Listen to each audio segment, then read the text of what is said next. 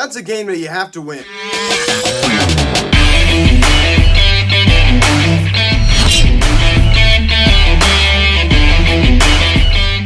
Yo, what is going on, everybody? Welcome to Phillies Hats of Media. Jerry Cap and last night's game between the Phillies and the Miami Marlins as the Phillies lose 6-5 to the Marlins as they still take 2 out of 3 but fail to sweep. Now, guys, before we get into this video, please subscribe if you have not yet. Please share your bell. Please like this video, comment on this video, share this video, and let's get into this. So, David Robertson with another blown save, his 7th of the season, as he gets smacked with the loss.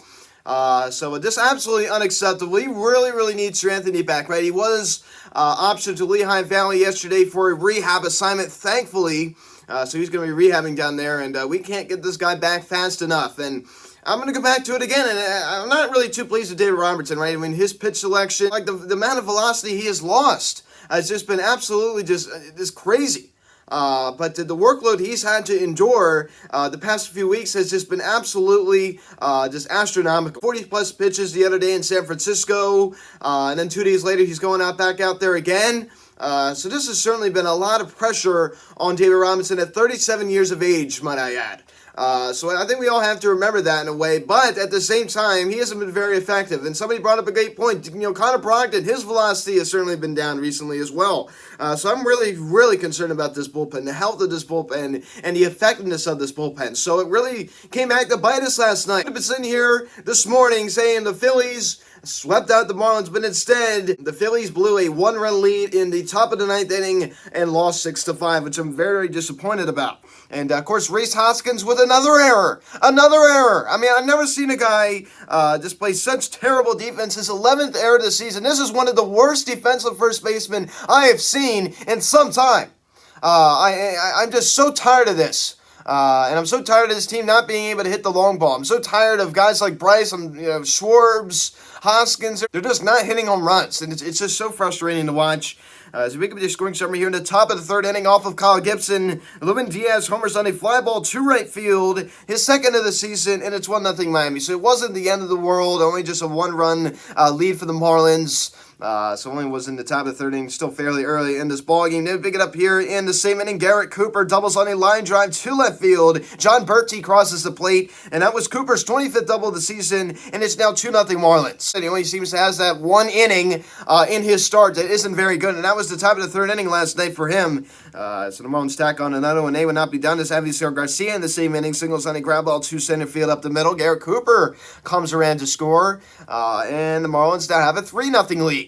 So I wasn't really feeling too good about this one at this point, right? I understand, it's still early in the ball game. It's only the top of the 3rd inning. But the way this offense has been going, not hitting the long ball, the way that Kyle Schwarber's been swinging the bat recently, Rob Thompson still is batting him leadoff. We'll get to that in a little bit. I was getting a little bit nervous, especially with this bullpen not really being too effective recently with Kyle Gibson, just starting to look like he was falling apart here in the top of the 3rd inning. Then we pick it up here in the bottom of the 3rd inning. We get one back as Nick Maton homers on a fly ball to right field, his 3rd on the season, and it's now a 3-1 ball game. So Nick Maton joining in on the action. He certainly needed that one. That was really nice to see. Of course, he did get the start out in right field last night. Certainly a good night for him. Then we pick it up here in the bottom of the 4th inning. J.T. Realmuto grounds out the short as Rhys Hoskins crosses the plate, and the Phillies now just down by 1 now, 3-2 ball game.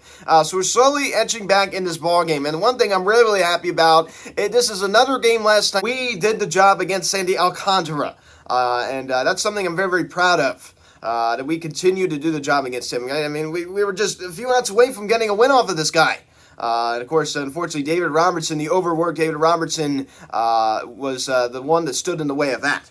Unfortunately. Then we pick it up here in the same inning. Bryson Stott, finally he is back in the lineup. Why in the world were you sending this guy to begin with? I understand Emilio Sosa was certainly a huge contributor, is the reason why we won the first 2 games of this 3-game series. But Bryson Stott needs to be in the lineup every single day, and he needs to be batting leadoff. He needs to be batting leadoff as he doubles on a fly ball to left field the other way. We talked about his ability to go the other way quite a bit. He certainly has, great athleticism, and he's just an all all-around good baseball player. His 15th double of the season. Outboom crosses the plate. The Phillies now tied at 3. Bryson Stott. I'd love to see this guy hit around 250 to finish out this year, right? I mean, hopefully, an upper 600 OPS, maybe around 700. I mean, that would be one heck of a turnaround season for this guy, especially how down he was at the beginning for so long. So he's been one of our best players since the All-Star break. And he's not just hitting these little singles to right field like Nick Castellanos. Then we pick it up here in the top of the 5th inning. The Marlins retake the lead as Joey Wendle gets a hold of one on a fly ball to right field, his 3rd on the season. And the Marlins now lead it 4-3. So the Marlins retake the lead off of Gibson. So this is what he's going to give you. He's going to allow, 3 to 4 runs at least in a start. He's a number 5 starter. That's why he is the number 5 starter. Simply because he doesn't have the best stuff in the world. He's a pitch to contact out guy usually. But he's just so inconsistent at times. Picking up here in the 5th inning, a lot of bad defense by the Marlins. We certainly had our struggles last night with Rhys Hoskins making his 11th there on the season. JJ Bleday, that was nice to see. A guy that absolutely just kills the Phillies mostly. It was great to see him make an error against us, right? Kyle Schwarber, routine fly ball right to him, and Bleday just drops it. We pick it up here in the same inning. Albo hits a line drive up the middle, and Bleday dives, and he cannot make the play. It certainly that was just terrible. That was just absolutely terrible. So another misplay by J.J. Bleday, as Outboom was able to move up to 3rd on that one for his 3rd triple of the season, and also scores Schwarber and Hoskins, and the Phillies now retake the lead. Now 5-4 ball game. So you were absolutely pumped. You're thinking let's go. The Phillies taking advantage of their opponent's mistakes. Outboom does it again. It's nice to see this guy continue to be productive. His 3rd triple of the season off of Sandy Alcantara. So that was just awesome. 5-4 Philadelphia. First lead of the night. Then we pick it up here in the top of the 9th inning. My, oh my. David Robertson on the mound. He overworked David Robertson. Joey Wendle, it's a ground ball to first, and it goes right under the glove of Rhys Hoskins. Oh my goodness gracious. I've never seen a guy just continually make so many mistakes in my life. It's just time after time after time.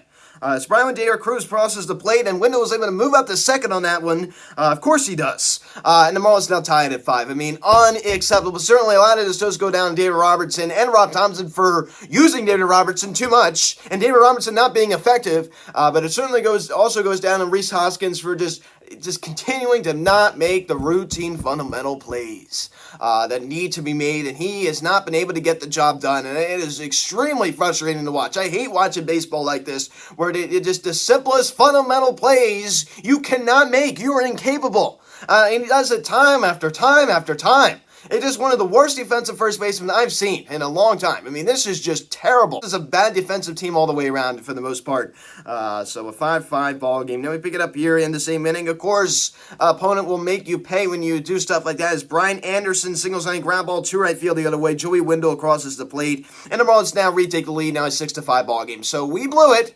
As I said, Robertson's 7th blown save of the season. As I said, not all of it is his fault. But a lot of it is. His velocity is way down simply because he is fatigued. He has been totally overworked. This is a guy you need to just not use all weekend. I do not want to see him coming out of bullpen all weekend long. All weekend long. You cannot use this guy. Next time I see him is Tuesday in Miami, at least. Do not use David Robertson this weekend against Washington Nationals, okay? I'm tired of seeing this guy. And the Nationals coming in, not playing bad baseball. So this is not going to be, some easy 3-game. We should at least take 2 out of 3 here, but Nationals, they're giving the Cardinals a run for their money. They took 2 of 3 from the Mets last weekend. This is not going to be just a cakewalk. At least it should be, but just do not take these guys for granted, right? Let's go out there and play the game hard against these guys.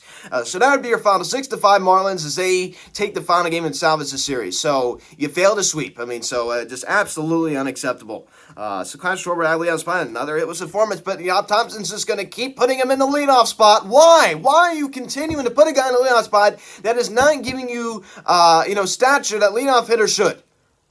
You know what I mean? He's not walking. He's not really even seeing the baseball. He's striking out way too much. Why are you continuing to put Kyle Schwarber in the leadoff spot? I'm just befuddled.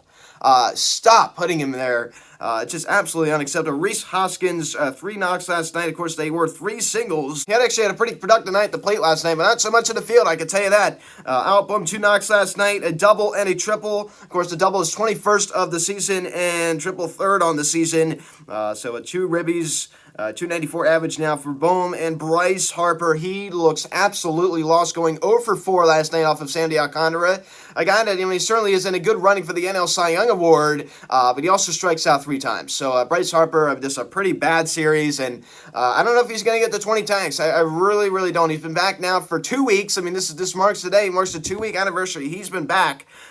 So he still sits at 52 RBIs, a 945 OPS. Certainly has not been trending the right way, and hopefully he can still finish the season, over a 300 average, but he should have some more luck this weekend going against the Washington Nationals, his former squad that certainly doesn't have the best pitching staff, as I say it mildly. So he should be able to get the job done against his former employer, but certainly a very disappointing series for Bryce Harper. So I'm looking for him to turn it around. We haven't seen that flare yet. We still haven't really seen him get it just feels like he's not really all the way back yet. I just not really sure what's going on. As I said, he's still not 100% healthy. Tweak his right oblique the other night on a swing. And JT Muto, definitely not the best series. Really, no one really had a great series here. Emmanuel Sosa was a huge reason as to why we won the first 2 games. Kyle Schwarber didn't do anything in this series. Bryce Harper certainly didn't do anything in this series. JT Muto certainly didn't do anything in this series. Really, it was other guys stepping up to carry the load. Seriously, Al Bohm, a guy that, honestly, we should have won last night, obviously, but Al Bohm would have been the hero last night, 100%. So JT Muto also going hitless, but was able to collect an RBI on the RBI ground out, and Bryson Stott, 3 knocks last night. He was able to collect a double, his 15th of the season, also collecting 2 singles as well. So 237 average in the start, batting this guy leadoff. Puts the ball in play a lot, I certainly would like to see this guy in the leadoff spot much more than Kyle Schwarber right now. A 666 OPS for Bryson Stott. Certainly kind of a strange number there for obvious reasons. For his last 7 games, a 375 average, OPS right near the 1,000 mark. Over his last 30 games, 321, 362 OBP to go along with a 477 slugging percentage. So, you need to bat this guy leadoff. I'm tired of seeing Kyle Schwarber in there. Brandon Marshall's performance last night, of course, still has not done anything since that series last week in Arizona. And Nick Maton, only one hit was a big one, the home run to right field. What is happening with this team with the home runs? I just don't understand it. It's just been the strangest thing in the world. So we strike out 8 times as a team last night, collect 9 hits on 5 runs. Kyle Gibson, 5 innings, 9 hits, 4 runs off 4 earned, 1 walk and 2 strikeouts. A guy that will walk in free agency this year. He's just a number 5 starter. As I said, as a number 5, these are numbers you'd expect. But he just doesn't do it for me. He just really doesn't do it for me. He's just so inconsistent, and I'm just kind of getting a little bit tired of this guy. But as I said, it's something you expect. Inning Tolley pitching a scoreless inning of relief last night in the top of the 6th inning. Sam Coonrod also pitching a scoreless top of the 7th, striking out 1.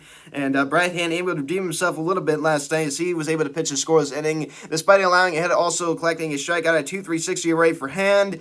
And he overworked David Robertson in inning, 2 hits, 2 runs, only 1 were earned because of the really just bad defense from Rhys Hoskins, 1 walk and 3 strikeouts. A 2.43 ERA for Robertson, now 4-3 on the year, 7th blown save on the season. So they're in the top of the 9th inning. Of course, we have any game that Angel Hernandez is involved with is certainly always an interesting one. Of course, he makes it an interesting one. He can follow a lawsuit against Major League Baseball because he's offended that they won't schedule him for games because he's the bad umpire. Now Garcia clearly breaks his wrist, and the bat clearly goes beyond where it should be, and he goes like this. How in the world is that not a swing? That was clear as day. It wasn't even an argument. Yeah, obviously Garcia clearly did not check his swing, and he clearly went. And of course, the wonderful Angel Hernandez said he did not go. Angel Hernandez needs to be fired. Of course, he's protected by the umpires union, of course. Fortunately, I don't think that's going to happen. But he is an absolute joke. No one likes this guy. Everybody hates this guy. He is absolutely terrible. I think he's actually more unpopular than Rob Manfred. And if you're more unpopular than Rob Manfred, you're really doing something wrong. Because everyone hates Rob Manfred. That's just absolutely just disgraceful. So we dropped the final game. I'm very upset about this one. It's not the end of the world, but I'm really worried about this bullpen. The bullpen cost us last night. Rhys Hoskins cleaned this up. How many times is this going to happen? It's just day after day. So Patrick Corbin, 6-17 with a 6.28 ERA, but he was very good his last start against the Mets. But hopefully he's not very good here against the Phillies. Noah Syndergaard, 8-9 with a 4.07 ERA, 7.05 tonight. So let's make sure we can bounce back and get this win. So guys, thanks so much for watching this video. Please subscribe if you haven't yet. Please share, engage the bell. Please like this video, comment on this video, share this video. Check out the social media. Link in the description section at Phillies Hot Stove Media, Instagram. Follow me on Twitter at Piazza Media. Card text 267-225-3392. Email me, phillieshatstovemedia@gmail.com. So guys, thanks so much for watching. I'm Luke, and I'll talk to you later. Let's go Phils. I'll see you guys.